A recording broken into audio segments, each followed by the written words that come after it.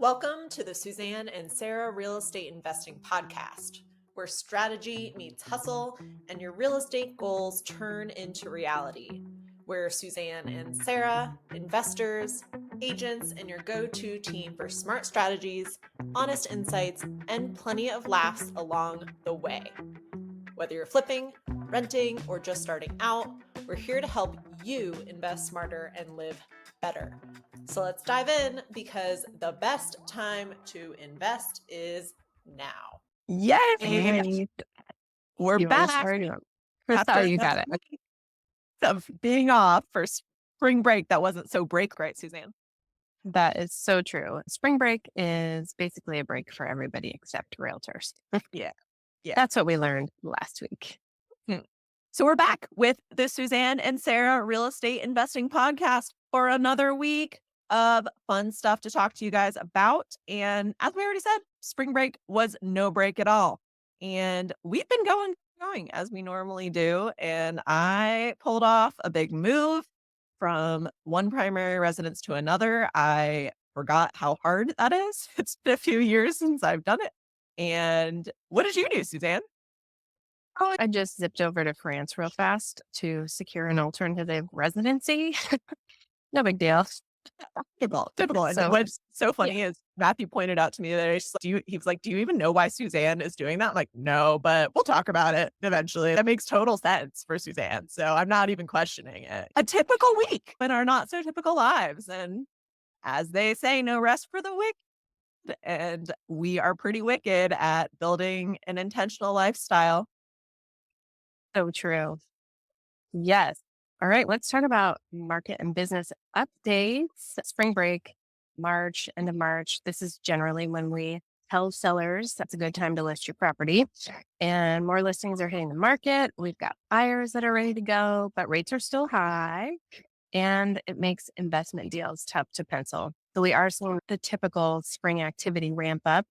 And as always, we tell a lot of our folks that we work with that Redmond continues to offer more bang for the multifamily buck than Bend. So basically you can get the same rents or better in Redmond for $200,000 less. Seems a better deal to me. So lots of folks are actively searching for seller financing deals as a way to make deals pencil. And they're few and far between, but Sarah and I like to create those opportunities for our sellers and our buyers. So some deals that we are personally working on this week, we have a lot of connections in the investor community. And someone brought us an off-market portfolio in Klamath Falls, which is south of Central Oregon. It's about 2 hours south, more in Southern Oregon.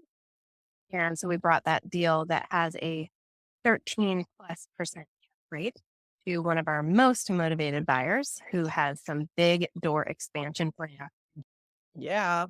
And also this week, we launched a new residential listing in Bend. What's unique about this listing is that it's actually been functioning as an STR, a short-term rental. And these sellers got their STR permit before the rule went from 300 feet to 500 feet. So we're in a little bit of a tricky situation because we're selling a furnished rental that really can't be used as a nightly rental for the next buyer. And it's tenant occupied by a long-term renter right now. And it's nearby to the train tracks. So that can be a deal breaker for some. And yeah, this will be an interesting one to watch because it's a really sweet little house, nicely done, but has a few oddities about it.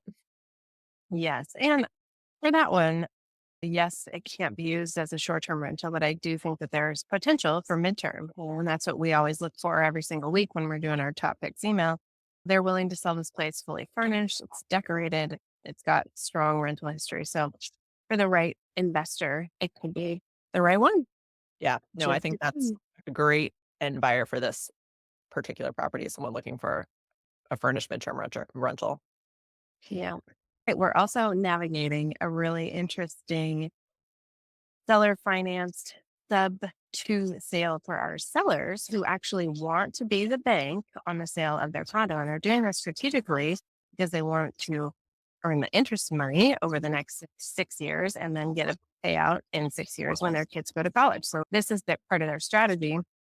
But it's not as straightforward as just a seller finance deal where the sellers own the property outright. So these guys have an underlying mortgage.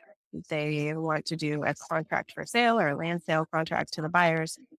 And so a pretty thorough contract has to be written up, and it's not something that we as realtors can do. It's not something an escrow can do. So it has to be done by an attorney. So I spent all of last week calling every single attorney I could find in Bend and Portland and pretty much anywhere. And it was spring break. No one was willing to do any work last week if they even answered the phone. So I've been getting a few calls back this week, which has been nice. But yeah, good luck if you're trying to get something done with attorneys during spring breaks. We have some super sweet sellers that bought a short-term rental with us back in early COVID days, 2021, and the property is worth less than they paid for it. So we call these our negative equity sellers. And when they called, they were just done being property managers for their Airbnb remotely from a different state, and things weren't working that well. And they were self-managing. And so they were like, we think we want to sell. And I was like, okay, let's look at this, but you may have to write a check to sell your property. And nobody wants to write it. We don't want our buyers or sellers to write a check to sell our property. So we reached out to some of the investors that we know in our community, sellers who are negative equity. What can we do for them to just break even and walk away? And we actually fielded a subject to offer for them.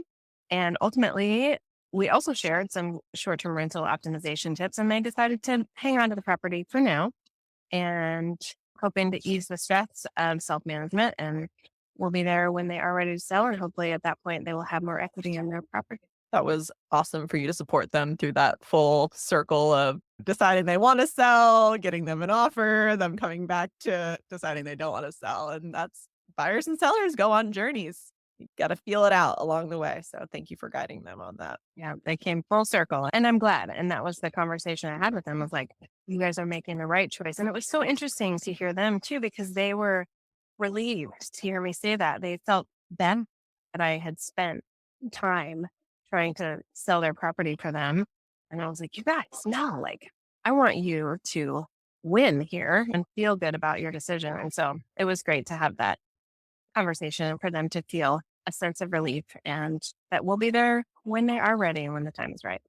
For me this week, I have been mostly focused on one of our most active buyers there. It's crazy. Like I had a video meeting with them 2 weeks ago, and then last week in my mind didn't exist because I had an off week. And then all of a sudden they just showed up in Bend, and I got to meet them, and it was like a blink of an eye, and it was really fun. So I showed them one property a couple days ago, and these buyers are super cute in that they aren't totally sure in what they want yet, except that they know that they want a live and flip, and they don't like cookie cutter. And I've seen this before, and I'm sure I'll see it again. But where we are in process with them is showing them older, less cookie cutter homes that probably need more work than they need. And where they're going to land, I'm sure, is a little bit newer, more like lipstick, superficial flip homes that are just fine to move into, but have the ability to add value to over the course of the next 5 years while they're living there without making them really uncomfortable, like removing lots of walls and doing full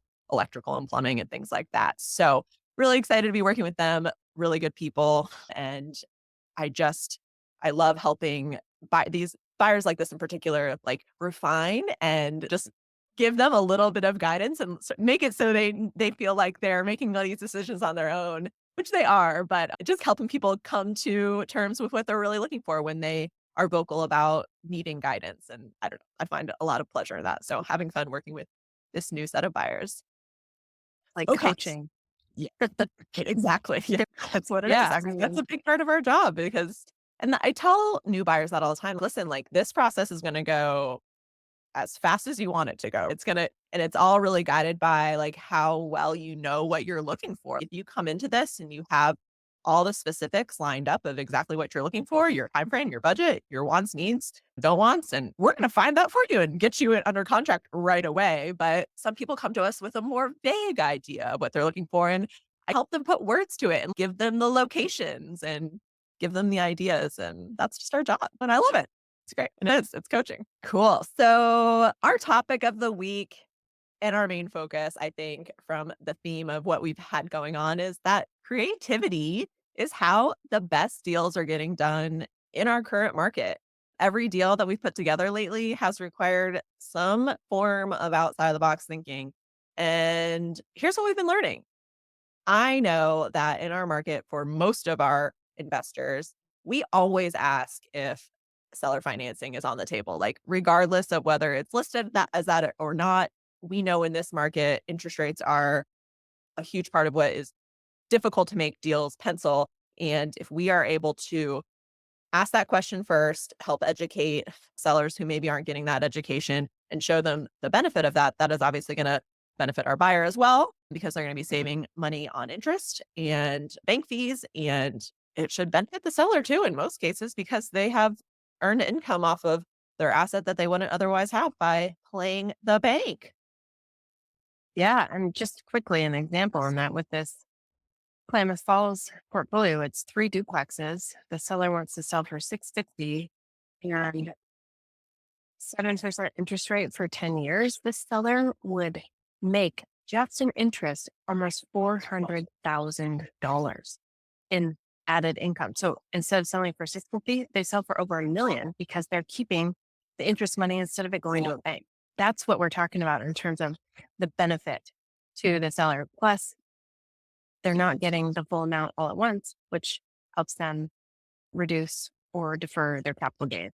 Just super awesome. Yeah, it's just such a no-brainer to me, and I get there are a few particular situations for sellers where that might not work or be appealing, but if you don't need the money right away, if you are a true investor and have multiple properties, like, why not? Like, why not do this? At least make the term short to begin with, and if it doesn't work for you, then collect on your balloon, but otherwise, maybe be open to renewing for longer terms too. Like, Suzanne will tell us in future episodes and future meetups how lucrative it can be to play the bank instead of just the real estate investor. But yeah, I really just to finish up that thought, I really do think like the biggest piece to that actually like working is the person communicating with that seller. And it's hard when we're representing the buyers because we don't always and most often don't have a direct line of communication with those sellers. And we're relying on the seller's agents to play telephone with the information that we're providing them. We take our job seriously in that, like when we provide this information to sellers, agents, listing agents, we'll actually like outline for them. So hopefully they can just copy and paste this information and put that in front of them, exactly how much the seller stands to gain from these situations. But so we like to do other people's jobs for them sometimes too and help make other people's jobs easier because we're all in this for the same goals. Yes. And it's a win-win. And that's the other part of this creativity is how we get the best deals done in the market. It's also recognizing that certain people bring different things to the table. There may be somebody with the capital, there may be somebody with the skill or the time or the knowledge. And it's about bringing those various parties together to create a win-win. And that's something we did over the last 2 weeks. We helped create a joint venture partnership between 2 investors in our community to buy an off-market property where everyone is going to benefit. And we're super excited to be part of facilitating that connection and having all of our investors win through the process.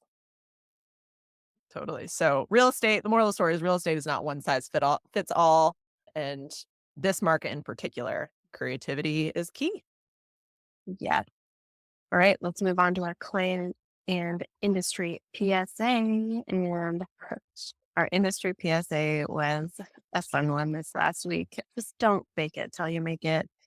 If you're new as a realtor, just ask questions and don't try not to let your ego get in the way of humility and the opportunity to learn. And so we were working with a newer agent on what's not a super straightforward deal. We're representing the seller, they're representing the buyer. This is where the seller wants to be the bank. They're selling seller finance, yet they still have their underlying mortgage. And yeah, the more junior agent on the buyer side was certainly trying to hide the fact that they were new to the job, but it was very clear. So in that case, not to pull rank on somebody, but just to have a frank conversation with their more senior broker. I picked up the phone and said, "Hey, here's what's going on." And it was a great conversation with that senior agent because she also understood what was happening, and she encouraged me to even be hard on this more junior agent, which was awesome. It was great to have that support, and I wasn't too hard on this person, but definitely gave them something to think about. So it's important to have these candid conversations, and everybody wins when we collaborate and we're not coming at it from a competition standpoint. I love that story. Yeah. It took me a minute I was curious what you were going to be talking about there. So I'm tracking now. Yes. I was feeling that way too. So I'm glad to have that affirmation. Yeah. All right. Our client PSA of the week is, hey guys, there are still deals happening. They are fewer and far between, I will say, as long as you're looking on the on-market conventional route, but they just look different, right? So if you're feeling stuck and if you're wondering if it's even possible to buy or invest in this particular market, here's the deal. The best opportunities that we're seeing aren't just found. They're not like there for the plucking anymore. We're not hitting the refresh button on the hot sheet and, ooh, there's one we should act on right away. That's still only happening once every couple of months. We're seeing one of those. Really, right now, they're created. The people that are finding the deals are the ones that are out there with like boots on the ground and the ones who have the resources and community and are reaching out to collaborate on these things. So this week alone, we've been involved in a few of these. Suzanne, you want to take it from here for a little while? Sure, yeah. So we've talked about it a little bit, that seller finance subject to condo that lets our sellers earn passive income. And also that short-term rental owner who thought they were ready to sell, but decided to keep it after we showed them how to boost their cash flow and minimize the stress of being a self-managing Airbnb owner. Totally. And the buyers that I was talking to you guys about a little bit earlier, who we're working with right now in this journey of them visioning what they want and us helping them find what they want, they've realized that their budget's pretty decent. They're up to probably 1 million and they're deciding to trade and choose walkability and location and lifestyle over square footage. Like they realize, oh, maybe in this phase of our life, we only need 2 bedrooms versus 3 in order to be close to the things we want. And this is really, I think how this relates is we're not just in a conventional market where our money is going to buy us like exactly what we wanted. We can't check all the boxes in this day and age. And so we really have to get clear on and specific about what are the most important things to us. And then, like we've already talked about, we've got a couple other off-market investor deals happening that we're working on creative terms regarding seller financing or some sort of short-term seller carry that will actually help make these deals pencil in our high rate environment right now. So, what do all these have in common? Creativity, strategy, and a willingness to ask better questions. And in a lot of cases, be the leader, be the teacher, be the thought leader.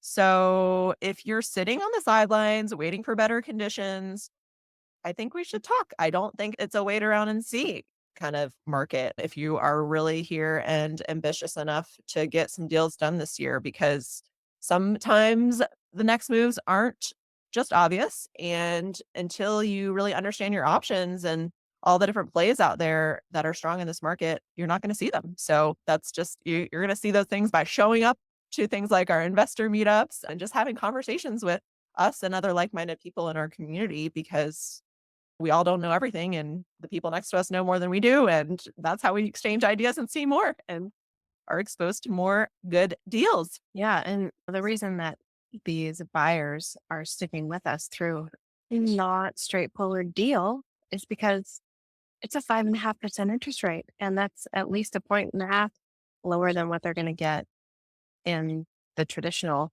and conventional financing. At least probably more like 8% would be what they ended up with on this condo. So it's worth their while to stick it out and see if they can make it happen, because at a 5.5% interest rate, this condo actually pencils for them. At 8%, it doesn't. So That's why creativity, strategy, and willingness to ask good questions and be creative is where it's at right now in 2025. Love it. Okay, on to our highs and our lows of the week. So, my highlight of the week was moving, believe it or not. Most people would be like, "Ooh, I hate moving. It's so stressful."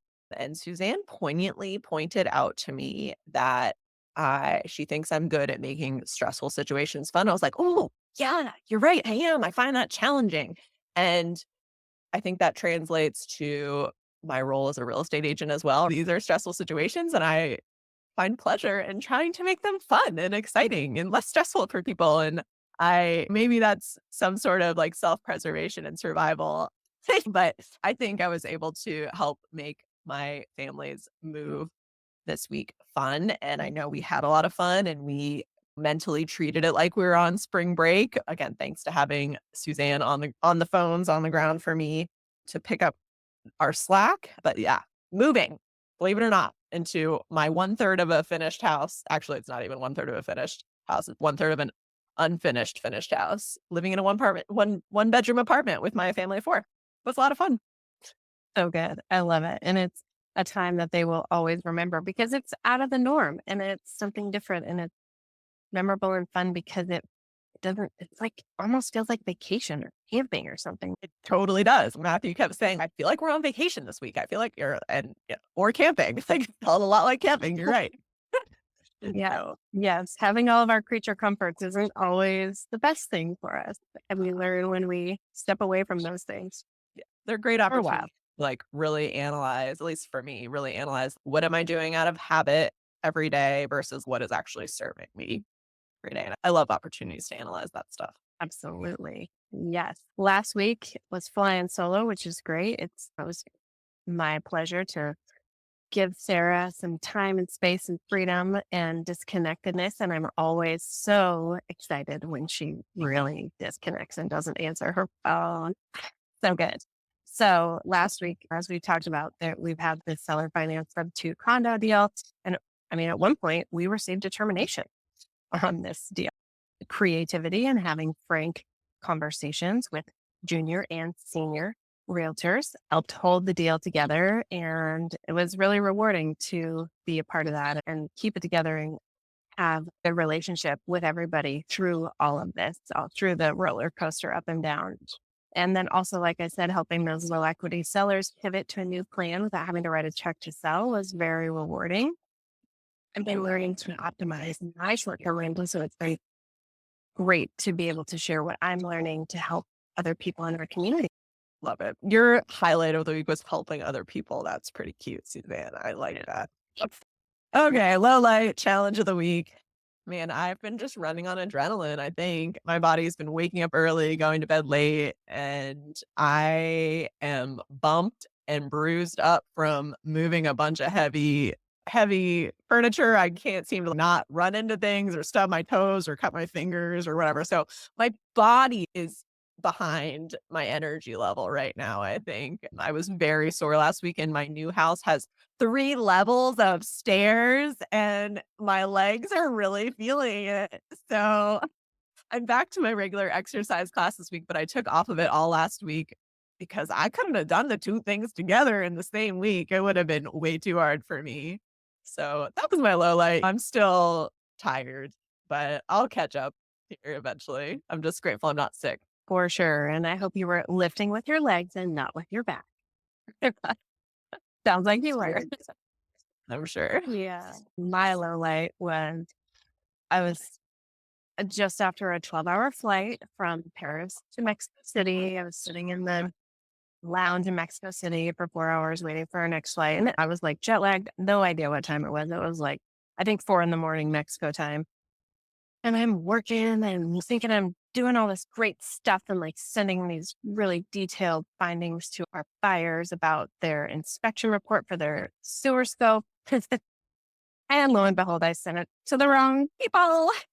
So I was, yeah, it was just a moment where I was like, note to self, don't work when jet lagged after a 12-hour flight. Yeah, things can wait. And this is the thing that we continue to learn about ourselves is sometimes things aren't necessarily urgent in that moment. And had I waited a couple of hours until I maybe got a few more hours of sleep, I might not have made that mistake. But Sarah saved me on that one, actually. She was covering for me while I was flying that day. So grateful for your help and just quickly popping in and covering for me on that.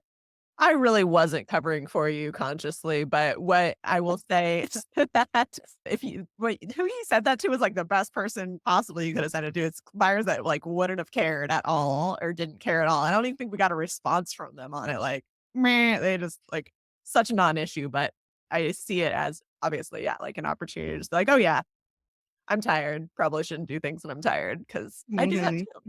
But it's usually later Yeah. at night and like after a cocktail or something. Right.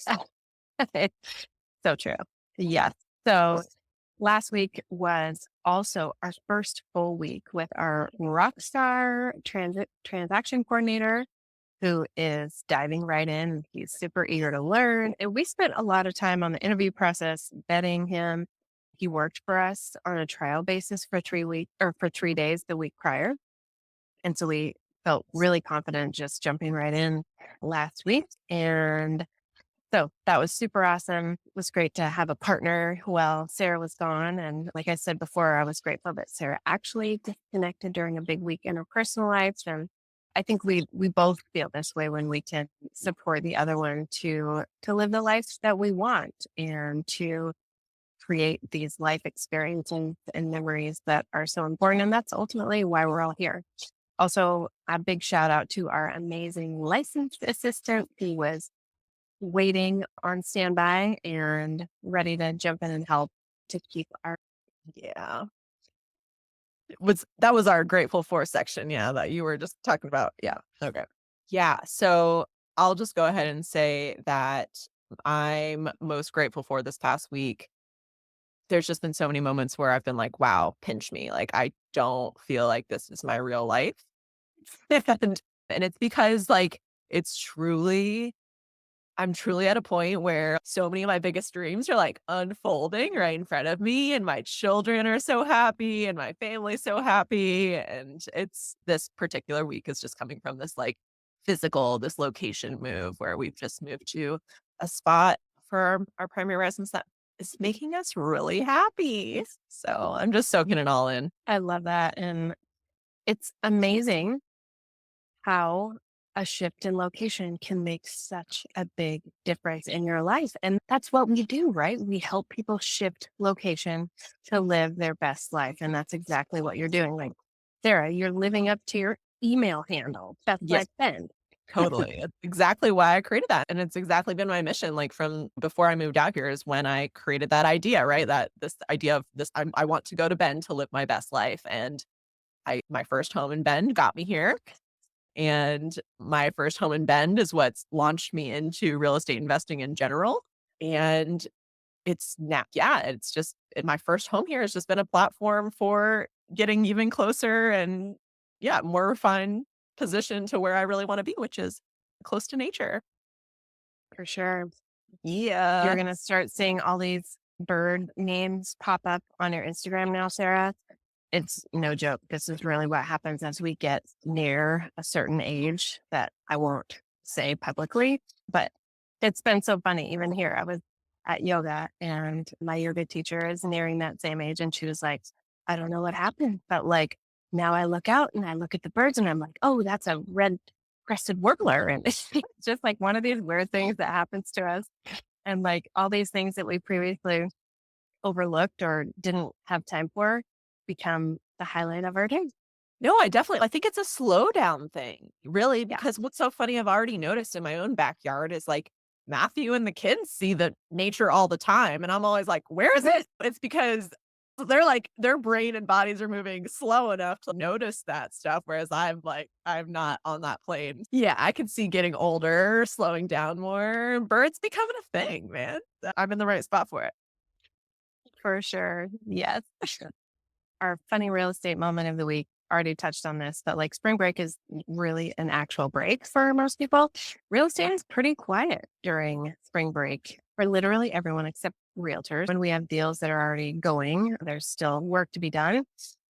But if you want to get something done with another party, like an attorney, for example, good luck. Maybe wait another week. Yeah. And what we wanted to cry about, or the not so funny thing that happened this week, is we had we have a buyer under contract on a property that's contingent on him selling his other property. And we were working on negotiating an extension for that contingency. And the seller sent over an addendum with the new contingency date, but also put in there a stipulation about what price they wanted the buyer to lower their contingent property to in order to agree to this extension. And we sent that over to the buyer. It was already seller signed.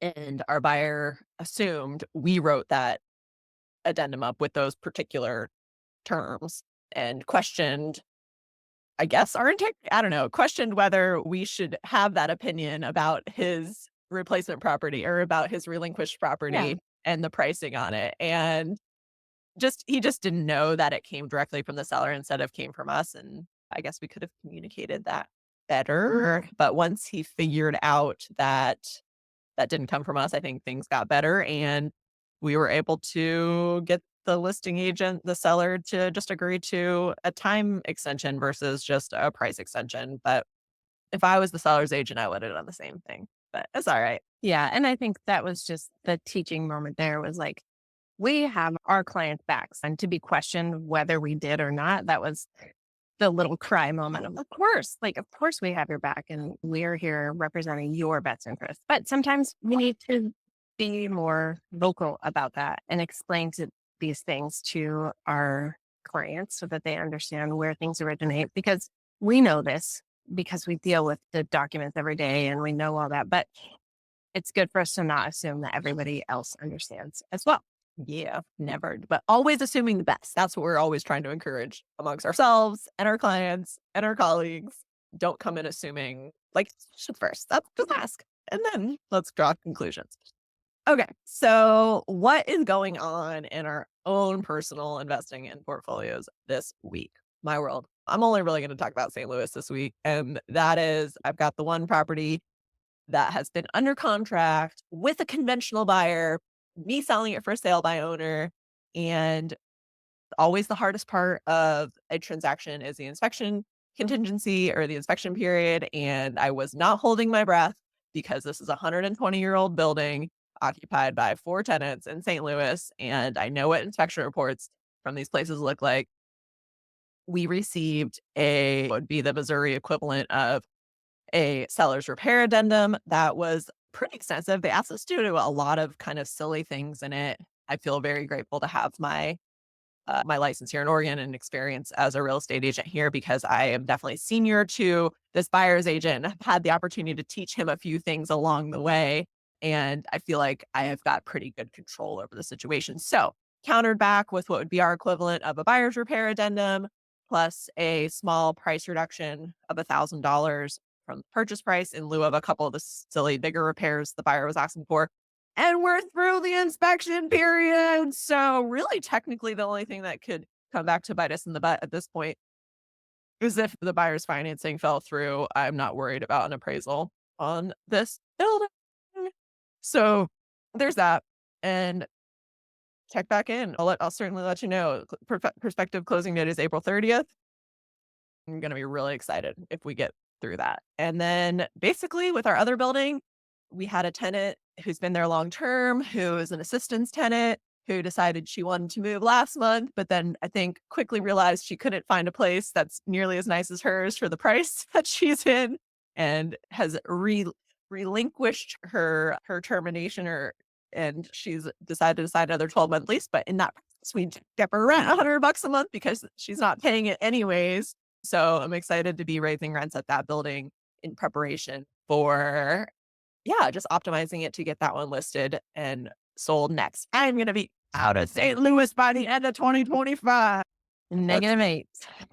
Turn lemonade. It's being made there. Yeah. Major lemonade. I guess I have one more thing to talk about. Yeah. I also rented my primary home in Northeast Bend this past week. They actually took possession yesterday, but that was like a fast and furious process. Like it was essentially 2 weeks from the time that I listed it to rented it and collected security deposits and rents and all those things. And I'm really glad that I talked to Suzanne, who has more experience in long-term rental management here in Oregon and also a property manager friend of ours before diving too deep into doing this myself, because Oregon is a lot scarier of a state to have tenants than Missouri. And the words that Suzanne told me were, Sarah, or something like this, Sarah, assume that everybody knows everything about tenant landlord laws and that everyone has access to a free attorney. And I was like, oh, okay, that's going to change how I operate here. That, and also what I didn't know was that you have to accept the first qualified tenant that meets all your criteria. So to make sure that I set very strict criteria so I could be selective about who I brought in to our home. And we ended up with an incredible, super grateful family moving into our home. And it all just is unfolded in the best way possible too. So we've got another cash flowing rental here in Central Oregon. Ah, so good. I'm glad that worked out. And I'm curious, where is the family from? They're from these ones have a home in Colorado. They own a home in Colorado. Yep. Interesting. Yeah. When we had our Riverbend listing for sale at the end of 2024, it was on the river, $1.6 million house. 3 out of 3 interested buyers were relocating to Central Oregon from Colorado. So it's just interesting, I think, for us to note that I'm in our way from Colorado. Oh, man, yeah, and I should probably bring that up to those buyers that we have looking here that I've been talking about today, because they're looking between Bend and Colorado. I'm gonna tell them, like, "Hey, forget Colorado, everybody who's moving here from there."